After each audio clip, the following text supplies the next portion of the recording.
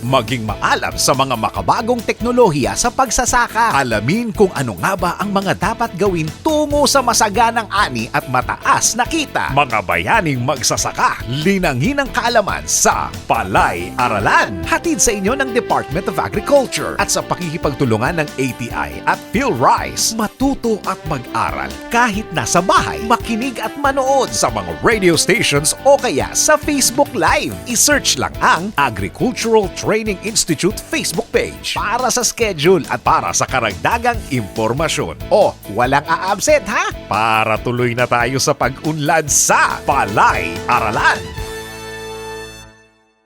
Magandang araw Pilipinas. Diyos marhay na aldaw Bicolandia. Welcome po sa third episode broadcast ng Palay Aralan School on the Air on Smart Rice Agriculture dito sa Rion, Bicol. Hatid po sa inyo ng Department of Agriculture sa pakikipagtulungan ng Agricultural Training Institute, PhilRice at ng mga lokal na pamahalaan ng 5 probinsya sa Rion 5. Tayo po ay napapakinggan sa impila ng radyo sa probinsya ng Camarines Sur, DWNX 91.1 FM at DWNX 1611 AM tuwing Sabado sa ganap na alas 4 hanggang alas 5 ng hapon. Sa probinsya ng Camarines Norte, DWEN 100.5 FM tuwing Biyernes sa ganap na alas 10 hanggang alas 11 ng umaga. Sa probinsya ng Catanduanes, DWFB 96.7 FM tuwing Biyernes alas 4 hanggang alas 5 ng hapon. Sa probinsya ng Sorsogon, DWAW 99.9 FM, Sorsogon City at DWAO 95.3 FM, Bulan, tuwing Biyernes sa oras na alas 5 hanggang alas 6 ng gabi. At sa probinsya ng Masbate, DZIM 98.3 FM, tuwing Biyernes sa ganap na alas 5 hanggang alas 6 ng gabi. Bali 5 buwan po tayo magsasama-sama at sabay-sabay na matututo. Hello po sa ating 5,000 farmer enrollees. Tag-1,000 kada probinsya. Ngayon pa lang po, kami po ay nagpapasalamat na sa inyong pagsuporta sa mga adhikain ng kagawaran ng pagsasaka. Tayo rin po ay nasusubaybayan via YouTube. Just follow us on our official account, ATI Bicol #Sarabay Channel. At sa mga FB page ng mga nabanggit na partner radio station natin sa mga probinsya. Ito po ang inyong lingkod, si Kuya Mike, Information Officer 2 ng ATI Bicol. Ngayong araw po ay sabay-sabay po nating aalamin at pag-uusapan ang patungkol sa Climate Change 101. Overview of climate change to agriculture and food. Palay Aralan. Palay Aralan sa Radyo, School on the Air program ng Department of Agriculture.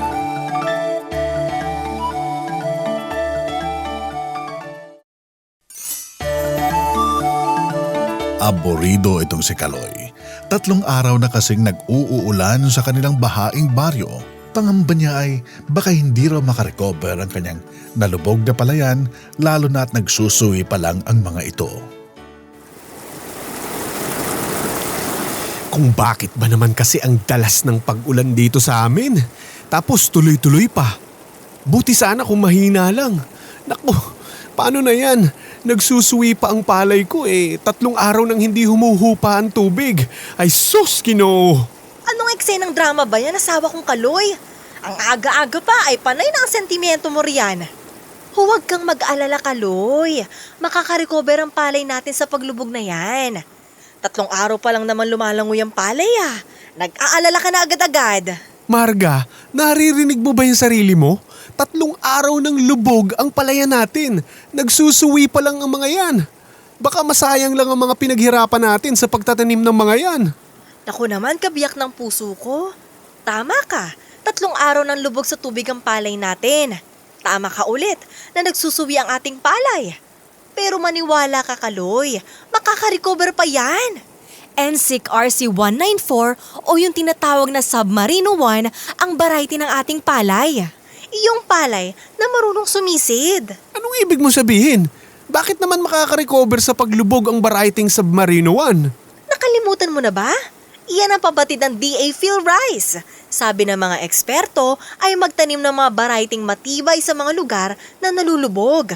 Ang sabi pa nga ay kahit abutin pa ng 2 linggong nakalubog ay hindi malulusong ang Submarino 1 basta't nagsusuwi pa lamang. Ganun ba? Mabuti na lang at may mga variety ng palay na pwede sa nalulubog na palayan.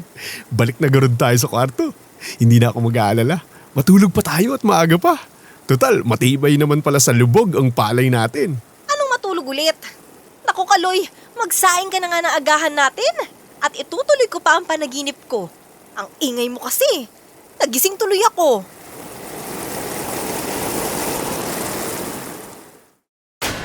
Tapatan natin ang nagbabagong klima.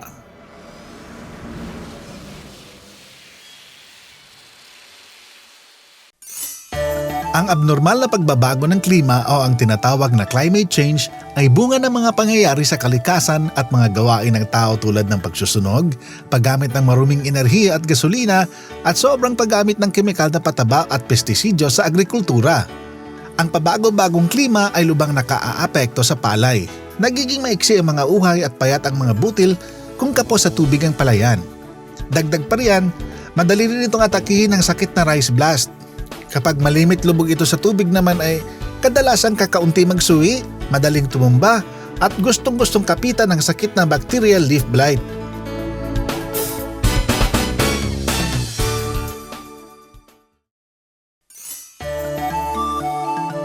Magandang araw mga kamagsasaka.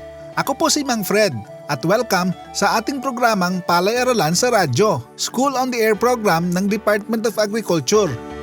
Exciting ang talakayan natin ngayong araw. Usapang climate change o pabago-bagong klima ang tatalakayin natin.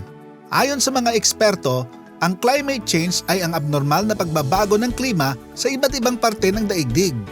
Kasali rito ang Pilipinas. Ito ay dulot ng malawakang pag-init ng mundo o global warming. Uungkatin at hihimayin natin ang mga sanhi kung bakit natin nararanasan ng climate change at ang epekto nito sa ating pagpapalayan. Malalaman natin kung may magagawa ba tayo ng makasabay sa agos ng climate change.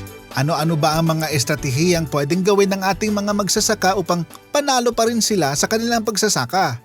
Makakapanayam natin ngayong araw si Dr. Ricardo Orhe. Isa po siya sa mga scientist ng PhilRice. Magandang araw po, Sir Dong. Magandang araw din, Mang Fred, at magandang araw sa lahat ng inyong tagapakinig. Sir Dong, ngayon po ay nararamdaman na natin ang napakainit na panahon at tumitindi na ang malalakas na bagyo. Ang topic natin ngayon ay tungkol sa climate change. Pakipaliwanag nga po, Sir Dong, ang climate change at bakit natin nararanasan ito?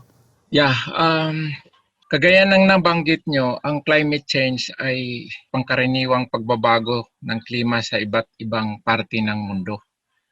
Dulot ito ng malawakang pag-init ng ating mundo o yung tinatawag na global warming. Ang ating mundo kasi ay mayroong nagbabalot na tinatawag na greenhouse gas layer. Dati nang mayroong ganyan. Ito ay nandyan upang ang temperatura ng mundo ay nasa katamtaman lang upang mabuhay ang tao, ang mga halaman, ang mga hayop. Dahil kung wala yung greenhouse gas layer ay napakalamig ng mundo.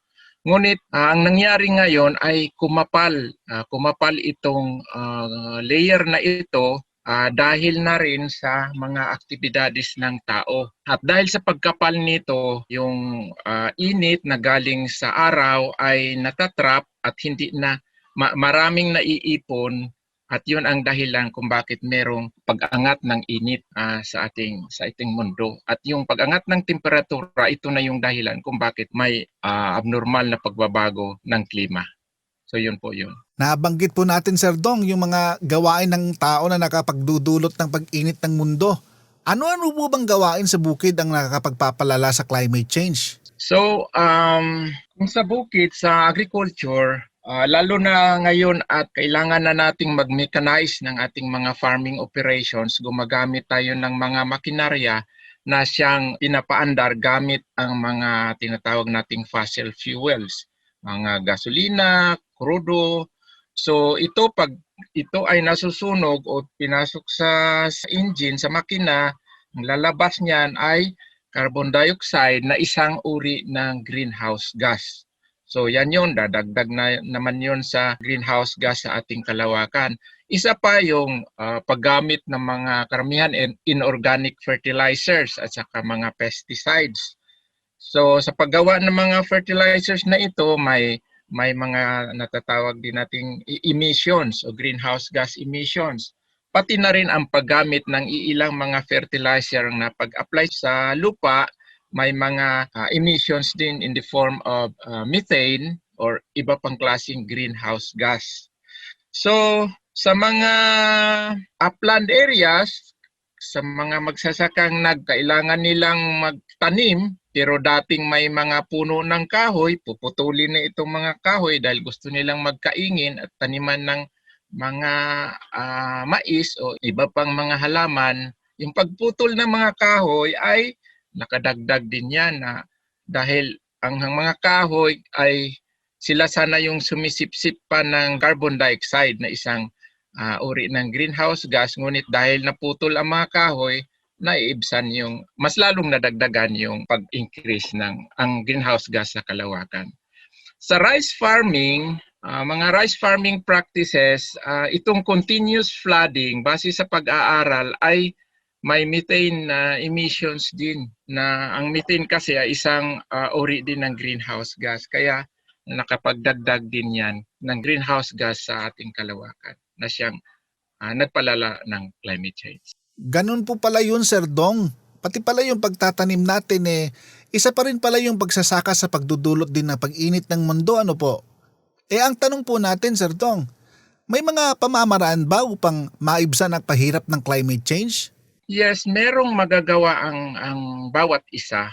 Unang-una dito sa mitigation part, ibig sabihin yung matigil yung pagdagdag pa ng mga greenhouse gas. So unang-una, iwasan gumamit ng fossil fuels. Yung lalo na ngayon ay halos lahat ng mga tao ay meron ng sasakyan sa kanilang mga pamilya. Ayan, nagdadagdag talaga yan ng mga greenhouse gas.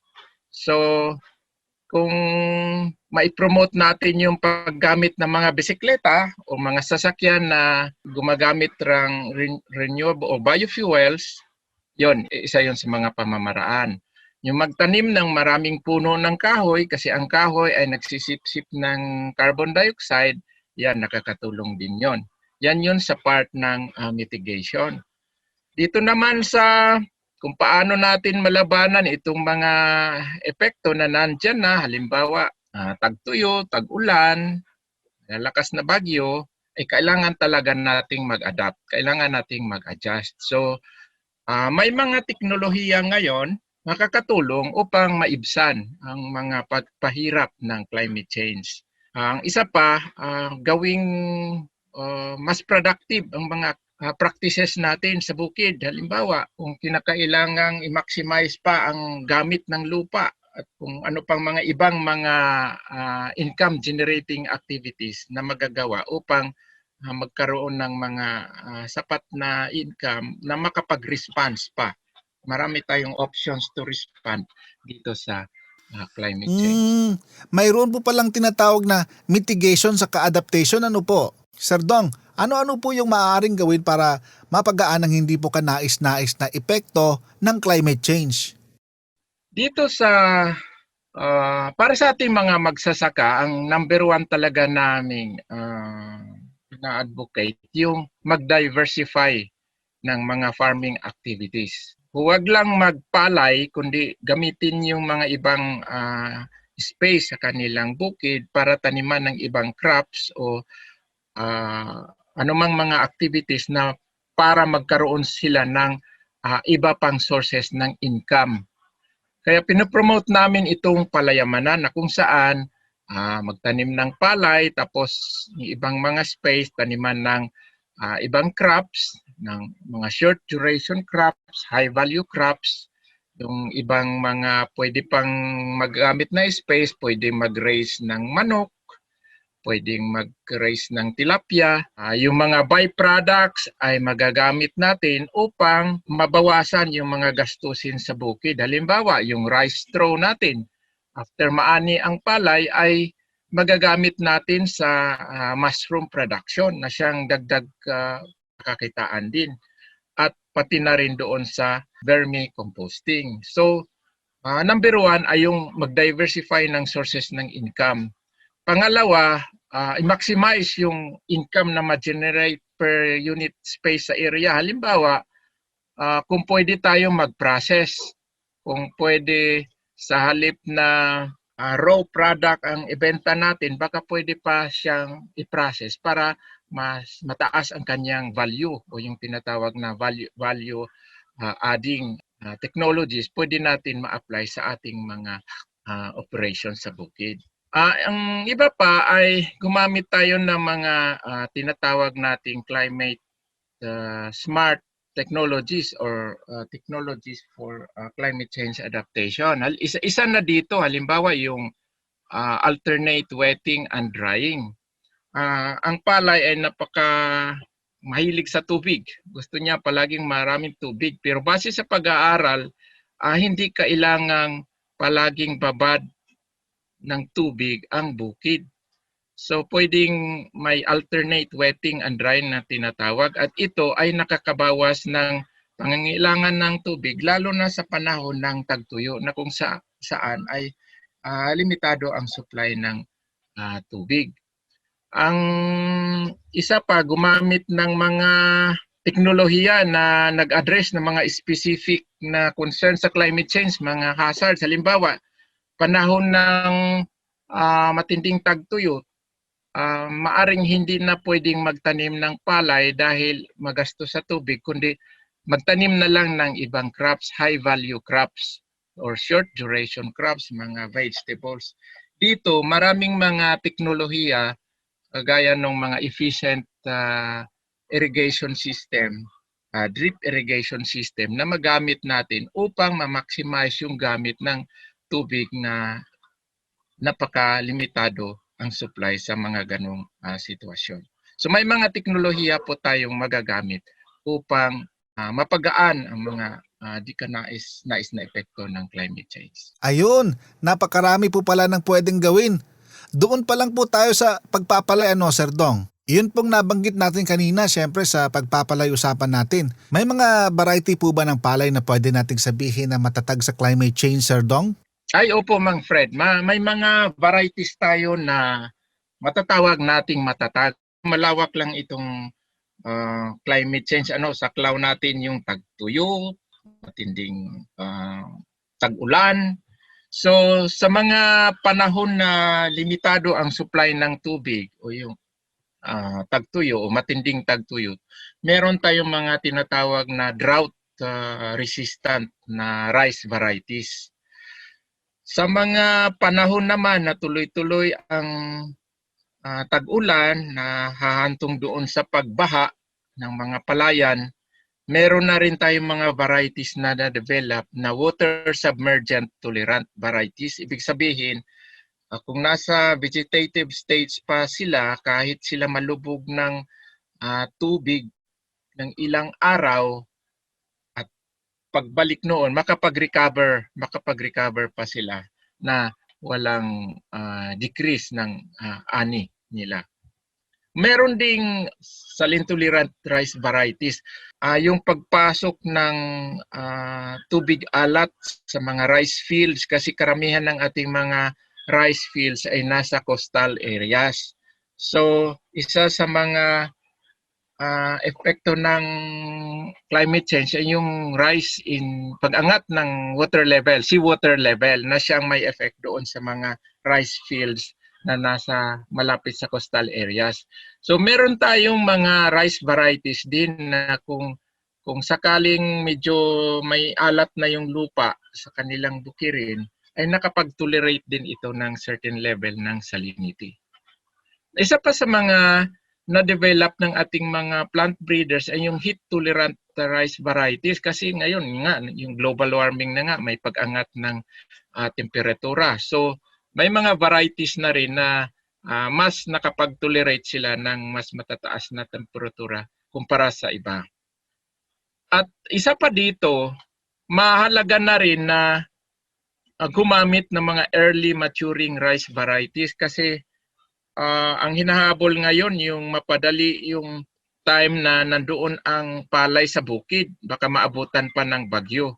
Malaking tulong itong mga early maturing rice varieties ngayon kasi hindi madali na silang anihin na maani na sila sa time na darating na yung mga malalakas na bagyo. So isa din dito yung mga perfect na pag-timing noong pagtatanim.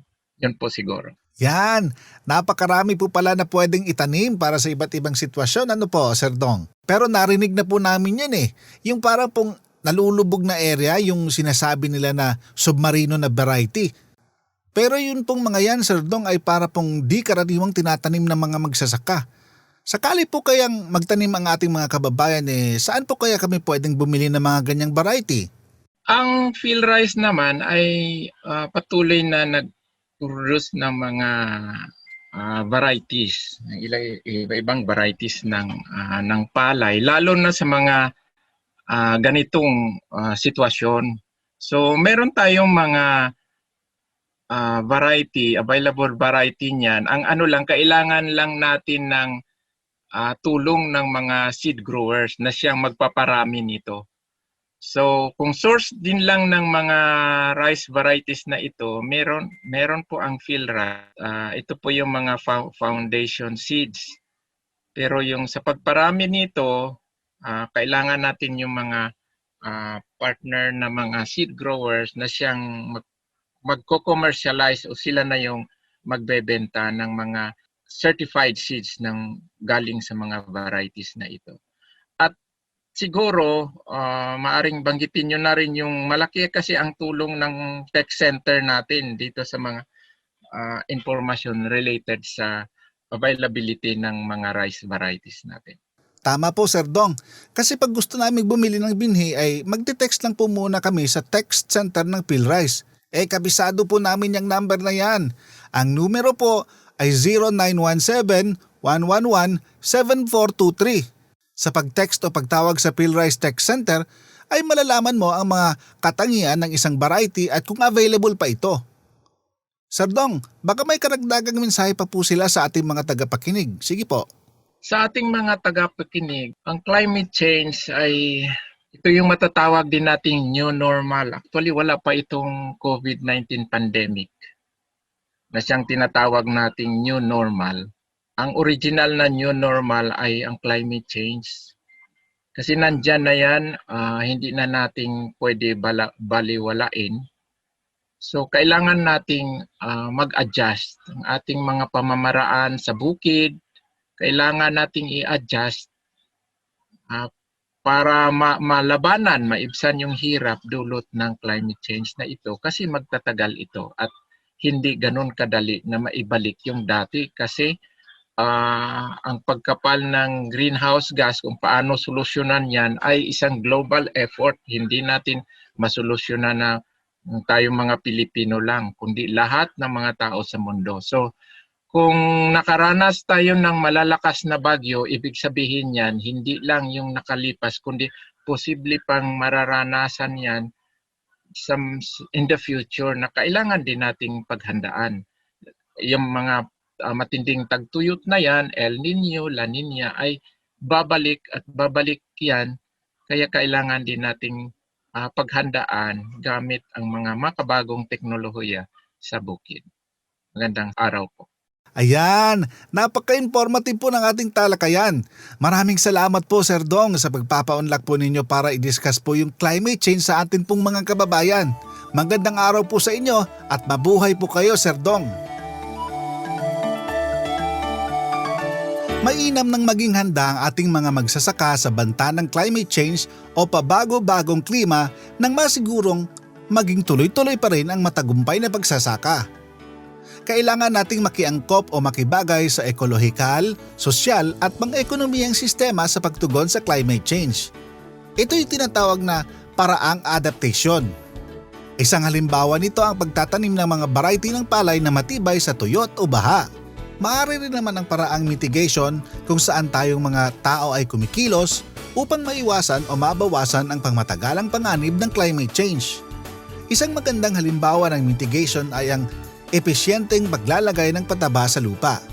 Kaya naman, may climate change man o wala, kakayanin nating mga Pilipinong magsasaka. Kailangan lamang maging bukas tayo sa mga teknolohiyang makasasabay sa pabago-bagong klima.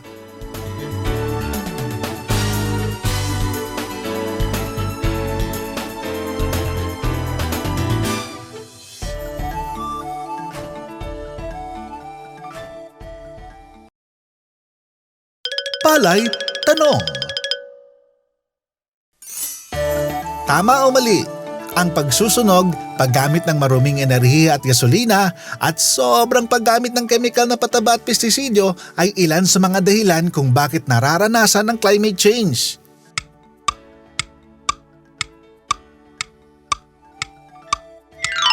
Sagot? Tama! Palay Kaalaman. Bukod sa maaksaya ang paglalagay ng sobra-sobrang nitroheno sa palayan, alam mo bang ito ay naglalabas din ng nitrous oxide, isang uri ng greenhouse gas? Ang gas na ito ay umaangat sa himpapawid at humaharang at nag-iipon ng init ng araw bago ito umepekto sa lupa na nagiging dahilan ng abnormal na pag-iinit ng mundo.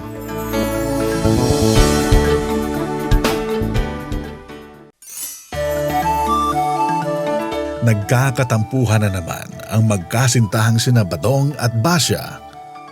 Drama ni Badong ay pabago-bago ang mood nitong Basya. Minsan ay sobrang lambing, minsan naman ay saksakan ng sungit. Kaya naman ay madalas silang nagkakagirian.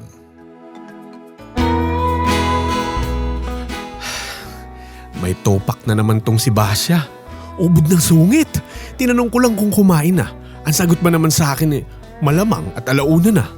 Ay nako, kung hindi ko lang mahal itong si Basya, mapupundi na ako. Nakakayamot talaga to si Badong.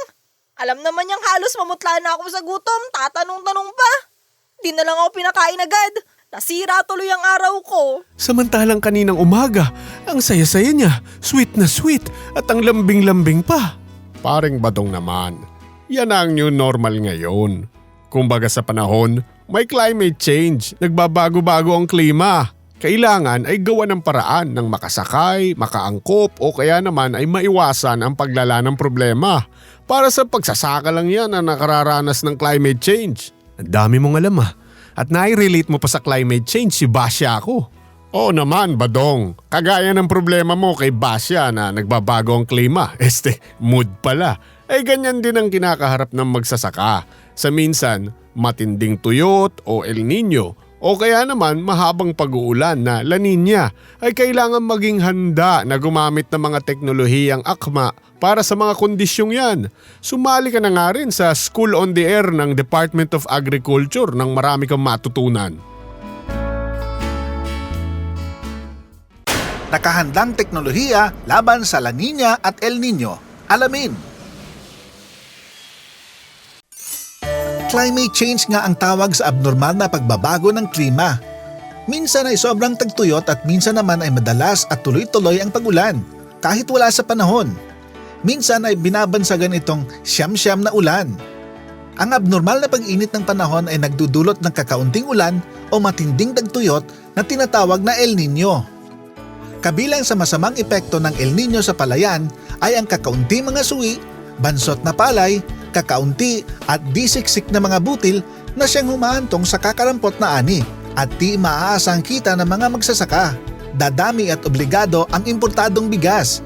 Mabuti sana kung laging sagana ang bigas sa mga inaangkatang bansa. Samantala, ang madalas at mahabang mga araw na maulan, mas maraming habagat at bagyo at mas malamig ang hangin ay tinatawag na La Nina.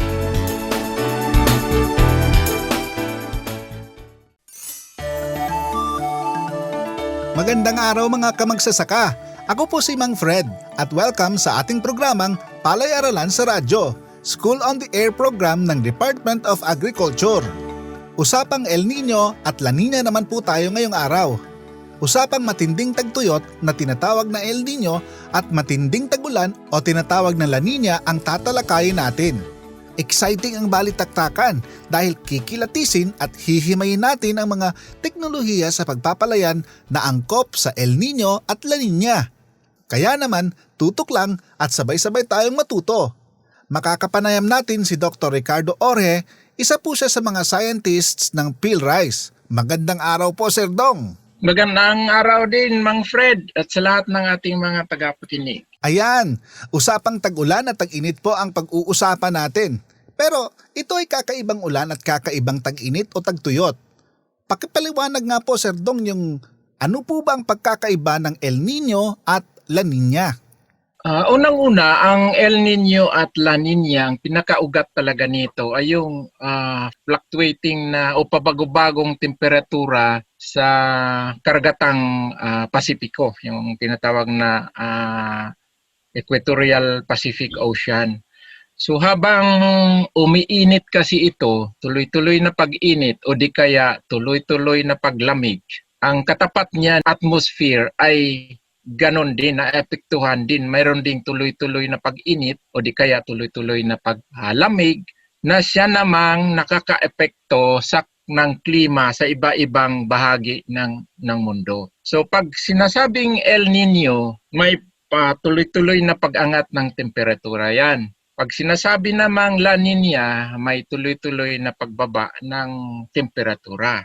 So ano naman ang epekto niyan sa Pilipinas? Dito sa Pilipinas, pag sinabing El Nino ay ano yan, sobrang tagtuyot. At ang La Nina naman ay ang kabaliktaran ng El Nino ay sobrang tag-ulan. Ibig sabihin, pag panahon ng El Nino, iasahan natin yung maaring magkaroon ng kakulangan sa supply ng tubig. At panahon naman ng La Nina ay sobra-sobra, tuloy-tuloy na pag-ulan na siyang magdudulot ng baha sa iba-ibang lugar ng Pilipinas. Sir Dong, nabanggit po natin yung matinding init at palaging buhos ng ulan. Ano-ano po ba ang epekto nito sa palay kapag panahon ng El Nino o kaya panahon ng La Nina? Alin man sa dalawa ay may masamang epekto sa palay. So halimbawa, kapag panahon ng El Nino, matinding tagtuyot, so nandoon yung kakulangan sa tubig. So alam naman natin na ang palay ay nangangailangan ng maraming tubig mula sa sa land preparation hanggang doon sa pag-ani. So kailangan dito yung mas efficiente na paggamit ng tubig at pag-manage ng pagpapalay. Kasi kung hindi ito mapangyari, posibleng merong kalugian doon sa part ng farmer. Halimbawa, prepare na siya ng lupa, nakapag-tanim na, tapos lalabas pala na kulang na yung tubig para ma-sustain yung growth ng halaman, yung pagpatubo ng halaman hanggang sa ito ay maani. So, lalabas dyan na malulugi si farmer kasi wala siyang maaani. Dito naman sa La Nina, kung hindi ito ma-manage ng husto, maaring mababaha yung palayan at maabunda na yung palayan, wala talaga siyang ma-produce, maani, na siyang, siyempre wala din siyang kikitain. So, alin man sa dalawa ay kailangang i-manage o paghandaan upang walang masamang negatibong epekto doon sa kabuhayan ng ating mga magsasaka. Ayun! So talagang mahirap talagang i-manage kapag kalikasan ang problema. Doon po sa ganyang sitwasyon, Sir Dong, may nakahanda ba tayong teknolohiya sa pag-adapt sa El Nino o kaya sa La Nina?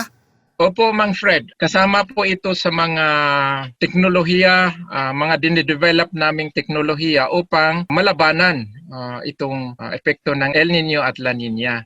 So, number one dito sa mga recommendations namin ay mag-diversify, mag-practice noong tinatawag na palayamanan, diversified system ng rice-based farming. So halimbawa, pag merong El Nino, baka risky na masyado para sa ating mga magsasaka na magtanim ng palay. So pwede nilang ipagpaliban muna magtanim na lang muna sila ng mga high value crops or short duration crops. Specific sa El Nino, meron na tayong mga drought tolerant rice varieties kung sa palay, mga early maturing rice varieties. So, meron ding water saving technologies. Ibig sabihin, pag i-adapt ito ng ating mga magsasaka, hindi masyadong maraming tubig ang kinakailangan. Halimbawa, itong alternate wetting and drying na kung saan ang pagpalay ay hindi kailangang palaging babad sa tubig ang bukid. So nakakatipid ito ng tubig kumpara doon sa continuous flooding. So kung sakali namang ipagpaliban natin muna ang pagtatanim ng palay at magtatanim muna tayo ng mga vegetables or mga short duration crops, meron tayong mga efficient irrigation system. May na-develop ang PhilRice itong capillary irrigation system na napakatipid ang paggamit ng tubig doon sa mga gulayan o mga short duration crops. Pero hindi masyadong pangmalakihan na area. Sa mga panahon na continuous yung paggamit ng water pump, kasi pag panahon ng tagtuyot, kailangan suplementahan natin yung tubig na galing sa National Irrigation System. Kaya mahalaga na may shallow tube wells tayo katabi doon sa bukid na pwede pang mapagkuhan ng tubig. So kung aasa tayo sa mga irrigation pumps na pinapatakbo ng gasolina, gagastos ng malaki ang farmer. So meron na rin na-develop ang engineering division ng PhilRice, yung tinatawag na rice hull gasifier pump system na ang irrigation pump ay pinapatakbo ng makina na ang fuel ay rice hull. So mga iba pang alternative sources ng energy sa pagpatubig kagaya ng paggamit ng windmill sa mga lugar na sadyang malalakas yung hangin, panahon kasi ng summer or tagtuyo, usually may kasabayan na mahangin, windy condition na pwede nating i-harness yung wind energy para patakbuhin yung pump na siya namang magbomba ng tubig para sa ating mga palayan. Sa panahon naman ng La Nina o yung sobra-sobrang o tuloy-tuloy na pag-ulan,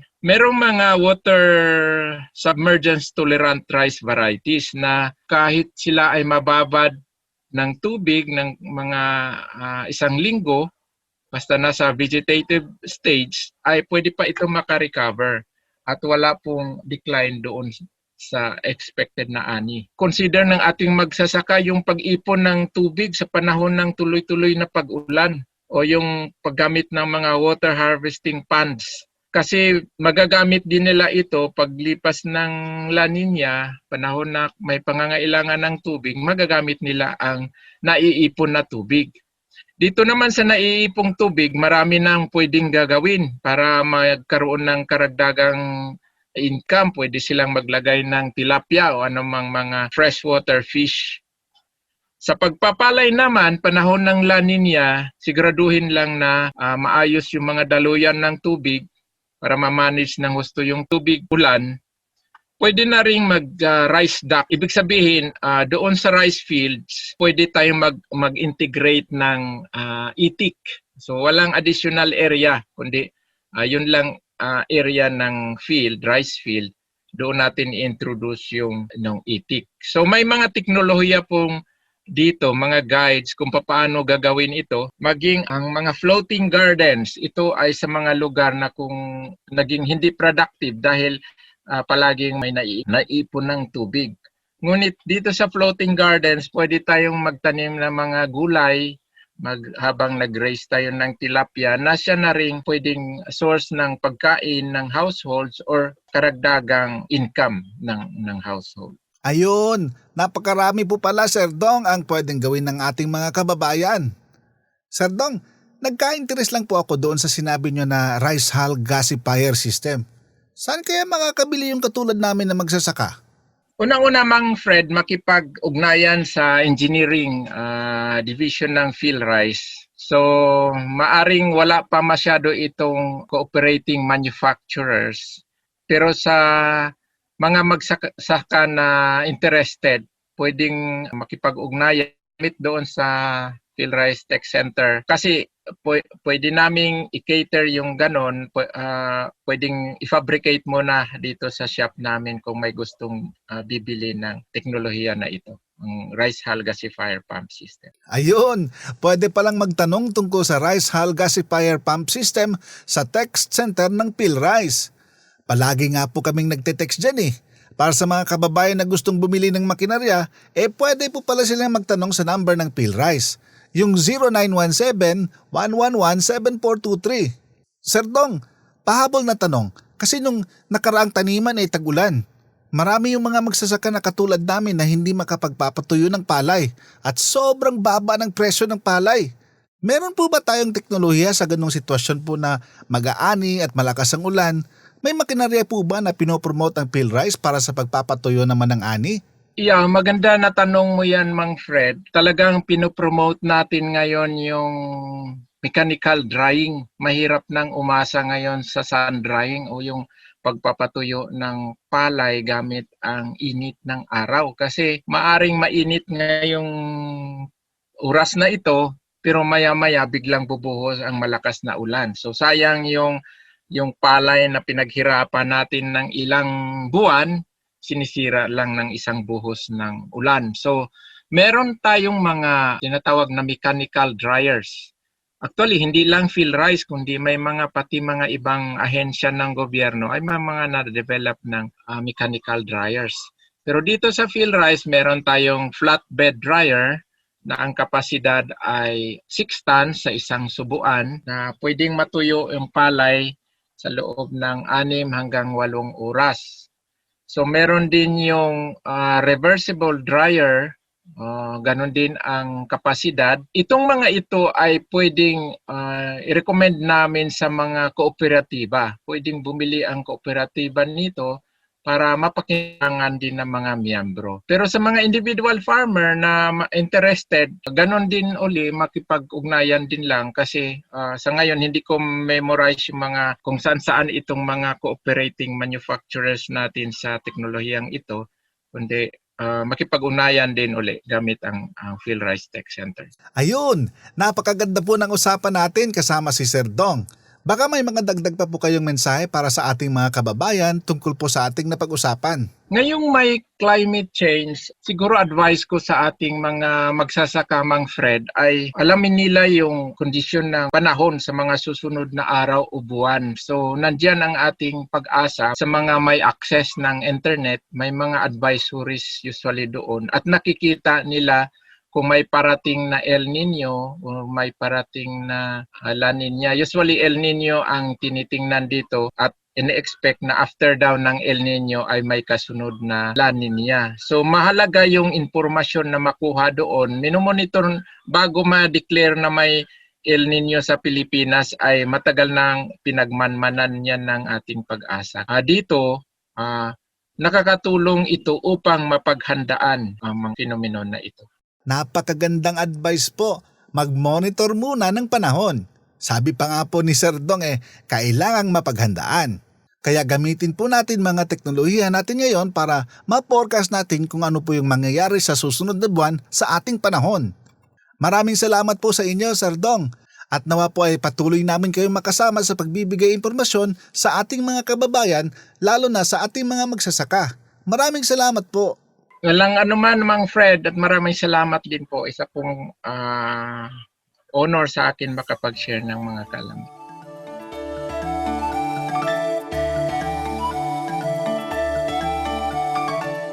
Mainam nang maging handa ang ating mga magsasaka sa banta ng climate change o pabago-bagong klima nang masigurong maging tuloy-tuloy pa rin ang matagumpay na pagsasaka. Kailangan nating makiangkop o makibagay sa ekolohikal, sosyal at pang-ekonomiyang sistema sa pagtugon sa climate change. Ito yung tinatawag na paraang adaptation. Isang halimbawa nito ang pagtatanim ng mga variety ng palay na matibay sa tuyot o baha.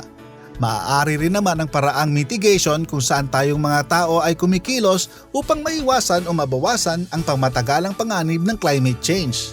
Isang magandang halimbawa ng mitigation ay ang epesyenteng paglalagay ng pataba sa lupa.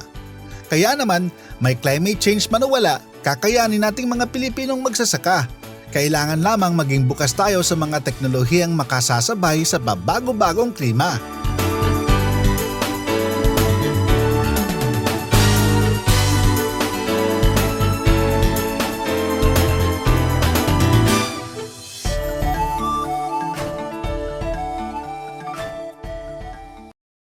Palay Tanong. Tama o mali? Ang La Nina ay ang abnormal na paglamig ng karagatang Atlantiko.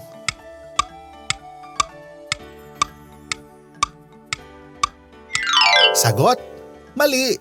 Ang La Nina ay ang abnormal na paglamig sa karagatang Pasipiko. Walang kinalaman ng Atlantiko sa La Nina. Palay Kaalaman. Taong 1997 hanggang 1998 nang maranasan ng pinakamatinding gupit sa El Nino, kung saan lubhang nakaltasan ng ani ng mga magsasaka.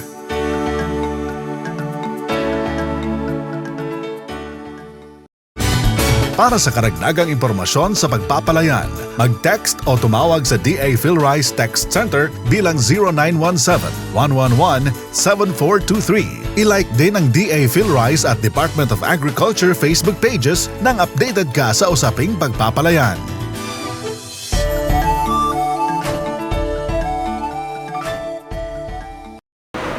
Ayan, maraming salamat po sa PhilRice, ang ating content developer sa topic na ating pong pinag-usapan sa araw na ito. Napakahusay po, napakagaling ng ating format na ginamit sa presentasyon ng ating talakayan. Okay, maraming salamat po ulit. Ayan, mga farmer enrollees, ang dami naman na nadagdag sa ating mga kaalaman. Unti-untiin po natin. At sa susunod na linggo naman, ang pag-uusapan natin ang tungkol sa impact ng climate change on rice. Yan, napakabilis po talaga ng oras. Maraming salamat sa DA, PhilRice at ATI Bicol, sa aming Center Director, Ma'am Elsa.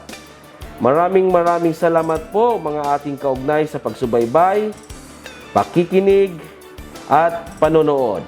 Sa susunod na linggo po ulit, same time, same station, sa iba't ibang probinsya sa Riyong Bicol. Nakasama po natin sa technical side si Kuya Chan, at ito po ang inyong lingkod, muli si Kuya Mike, nag-iiwan ng isang masaganang ani, mataas na kita, mga kaugnay. Stay safe, stay home, together we conquer, we heal as one. Diyos mabalos po.